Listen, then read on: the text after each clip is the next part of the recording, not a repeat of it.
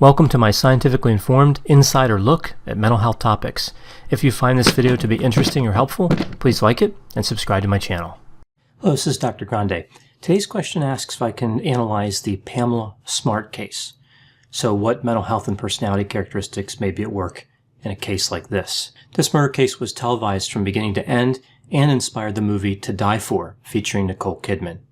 So just a reminder, I'm not diagnosing anybody in this video, only speculating about what could be happening in a situation like this. So first I'll take a look at the timeline of the crime, the trial, move to the mental health and personality characteristics, and take a look at the question of guilt or innocence. Pamela was born in August of 1967. In May of 1989, when she was 21, she married Greg Smart. They lived in Florida for a time as she finished college, then they moved to New Hampshire. She took a job as a media coordinator at a high school. Evidently, it was a good paying position. Pamela volunteered at a drug awareness program called Project Self-Esteem. It was here where she would meet William Flynn, 15 years old at that time.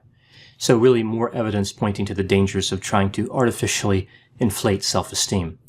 Pamela claimed that her husband Greg had an affair, and this is why she was vulnerable to having an affair herself. She said that Flynn started flirting with her and coming by her office every day. Eventually, she started to develop feelings for him. The two started a sexual relationship around the time that Flynn turned 16. Now moving to May 1, 1990. Pamela Smart comes home from a meeting at school where she finds 24-year-old Greg Smart dead of a single gunshot wound. She started screaming and knocking on the doors of neighbors. The police were called. The police noticed some objects were stolen, but other items like Greg Smart's wallet and wedding ring were not. In June, two friends of Flynn's told one of their friends that they were involved in the murder. Randall and Flynn had made entry into Greg Smart's condominium through a door that Pamela left open. Randall held a knife to Greg's throat, while Flynn shot him in the head one time with a .38 caliber revolver. Latimer had supplied that weapon, and he also drove the getaway car. Another conspirator named Raymond Fowler had waited in the car during the crime. An anonymous tip came in indicating that a 16-year-old student named Cecilia Pierce knew about the murder. The police confronted her, and eventually she agreed to wear a wire when talking to Pamela. In those recorded conversations with Pierce, Pamela made it clear she knew about the murders beforehand, and she attempted to pressure Pierce into lying to investigators. Latimer's father brought his .38 caliber revolver to the police and said that he thought it was used in the murder of Greg Smart, because a friend of the teens, Ralph Welch, told him he overheard the teens talking about the crime. The ballistics of that firearm matched the murder weapon. With the recording, the weapon, and the testimony from the teens because of a plea deal they had struck, the police were able to arrest Pamela Smart on August 1, 1990. Now moving to the trial. Pamela Smart's trial would begin in 1991. It was televised, and the media latched on to this narrative that Smart manipulated Flynn into committing murder. So this case really drew a lot of attention. The main evidence against Pamela was the testimony of the co-conspirators and of Cecilia Pierce, as well as the recording made by Pierce. There wasn't any fingerprint evidence or DNA or anything else like that tying Pamela to the crime. Latimer testified that Pamela had asked the teens how she should act when she found Greg Smart's body. Additionally, she insisted that the killers use a firearm and not a knife because she didn't want blood on the couch. Flynn's tearful testimony included how he was seduced by Pamela, and she threatened to pull back her affection if he didn't agree to murder Greg. According to the testimony of Cecilia Pierce, Pamela stated that either she needed to kill Greg or divorce him. Pierce recommended divorce. Pamela said she couldn't because she would lose the dog, the furniture, the money, and she would be homeless. It was also discovered that Pierce sold her story to a Hollywood production company. Pamela Smart's demeanor was emotionless at first, but then she started to become more expressive. Pamela said that Flynn had threatened to end his own life if she broke off the affair with him, so that's why she stayed with him. When Pamela made all of those inculpatory statements to Pierce, she said she was really just trying to conduct her own investigation of the murder. So she had to make it look like she knew information about the murder that she did not know. She had to make it look like she was involved. This is the old implicate yourself in a murder plot investigation trick. Who hasn't heard of that one? That's pretty popular. Pamela also testified that she was taking medication, which could explain this nonsensical behavior. The defense essentially argued that the teens murdered Greg Smart on their own. After being caught, they decided to implicate Pamela so that they could avoid life in prison. Pamela's attempt to explain away the recording was not successful. The jury found her guilty. She was 23 years old when she was sentenced to life in prison without the possibility of parole. Flynn and Randall, the teens who actually committed the murder, were sentenced to 28 years to life. Both would be released in 2015.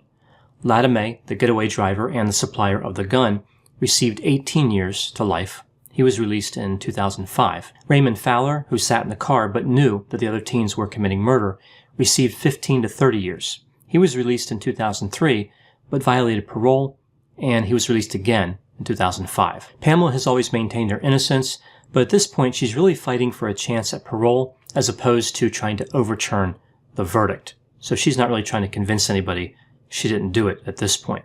Her next opportunity to file a petition seeking executive grace is in 2021.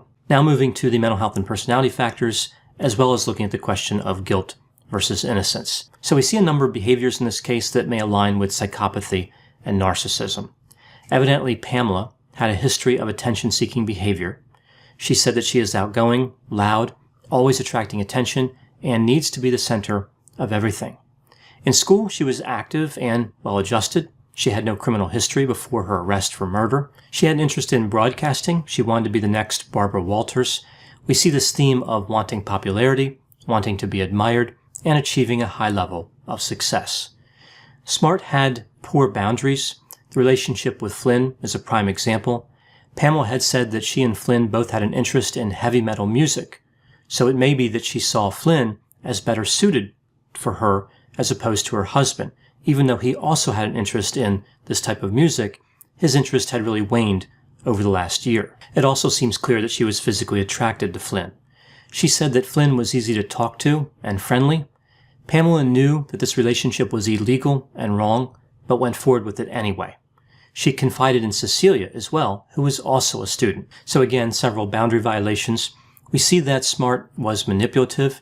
In February 1990, before the relationship with Flynn started, she told Flynn, "I think about you all the time." This had a tremendous impact on Flynn. Pamela was aware of what she was doing. She knew this would get a reaction. Flynn had planned to kill Greg twice before, but he backed out. Pamela told Flynn that May 1st was his last chance. If he failed to murder Greg, their relationship would be over. We see evidence of lack of empathy and coldness. The act of murder, of course, points to this, but also the way she issued instructions to the teens. She said don't get blood on the couch. She wanted them to put the dog in the basement so the dog didn't have to witness the murder. She didn't want the dog to be traumatized, so she could treat the dog well, but she was okay with killing her husband, although one could argue that she was expressing empathy toward the dog. The day of the murder, she put a ring on every finger and wore all of her gold chains. She didn't want to lose her favorite pieces of jewelry in the staged burglary. When describing how she entered the condominium to the police, she said that she walked over to the body, as opposed to saying her husband or Greg. When visiting the crime scene to collect some of her belongings, she repeatedly walked in the blood-soaked area of the carpet, even though everyone else at the crime scene was walking around it.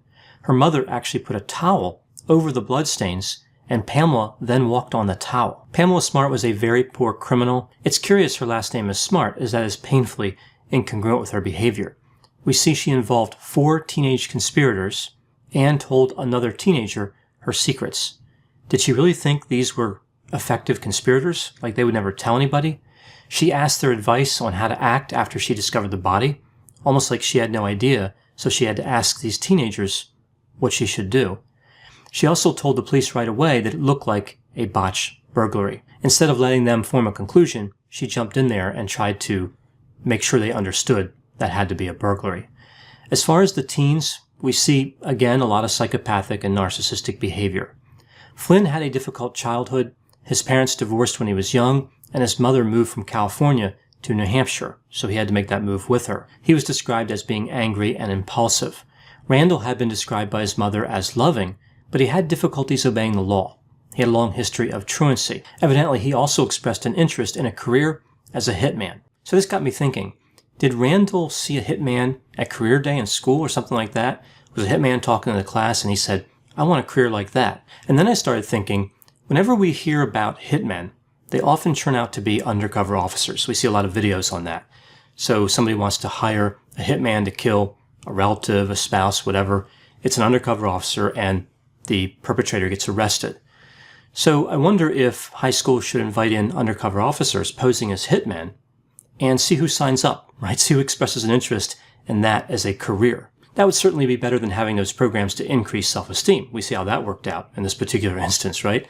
I think it's Hitman Career Day. I think that's the way to go to identify psychopathic behavior early on. Vince Latimer Jr., who had a goal of becoming a Marine, was described as pro-social, so he didn't really seem to fit in with the others. Raymond Fowler had a history of petty theft. Later, of course, we see he violated his parole after his initial release in 2003. Evidently, he went to his girlfriend's residence and caused a disturbance and then tried to get her to lie to protect him. So many indicators point to a lack of empathy, fearlessness, and sadistic behavior by the teens. All four, of course, conspired to commit heinous crime. Randall and Flynn obviously committed the murder, but they also threw Pamela Smart's dog down the stairs to the basement and laughed as it made a thumping noise hitting the steps on the way down. She issued instructions to them to put the dog in the basement, not to throw it down there. Now, this is really a strong indication of callousness and sadism. Being willing to hurt an animal like that is an indication of psychopathy. So now moving to guilt or innocence. Was Pamela guilty of the crime for which she was convicted? I think she was. I agree with the defense that the testimony of the co-conspirators should be looked at with substantial skepticism. And I thought the testimony of Cecilia was suspect considering her Hollywood deal. But the audio recording really removed all doubt. Pamela indicated in that recording she thought that people would believe her over her co-conspirators. And now we see that she maintains her innocence, perhaps out of the same sense of arrogance. Now, there are many people who believe that Pamela should be in prison for life. There are some that believe that she's innocent, but there's also a group that believes she's guilty, but the sentence was not fair. As I mentioned before, this is kind of what Pam has been pushing for. Even though she's not admitting guilt, she's not trying to prove her innocence, but she does want her sentence reduced. The difficulty that I have with this is that Pam has never accepted responsibility for the crime, and this is a substantial part of getting any type of early release. Considering that all of her co-conspirators were out of prison by 2015, I think she could make an argument that she's not being treated fairly, but without admitting culpability, the argument just isn't as convincing as it could be. It really seems like Pamela Smart is trying to walk a line here, to accept responsibility without admitting guilt. For example, she said, "I do feel responsible for my husband's death. When I think about it, I say that this is my fault. Had I not made that initial horrible decision to have an affair, nothing would have happened." So she's taking responsibility for the affair and acting like that just led to the murder without her actually ordering the murder. She really can't have it both ways. She's either guilty of murder or she's not guilty. She's not in prison for life because of the affair. She made another statement that was interesting when she was arguing against life without parole. She says, "Is this the kind of justice that we want in America?" So kind of grouping herself with everybody else. Now she's standing with the group on the outside, looking back in and saying, "Is this what we want?" Like freeing her defends the rights of everyone else. This is a strategy that's often observed in people who are narcissistic. They want to make it about more than just themselves when they're trying to advocate for themselves.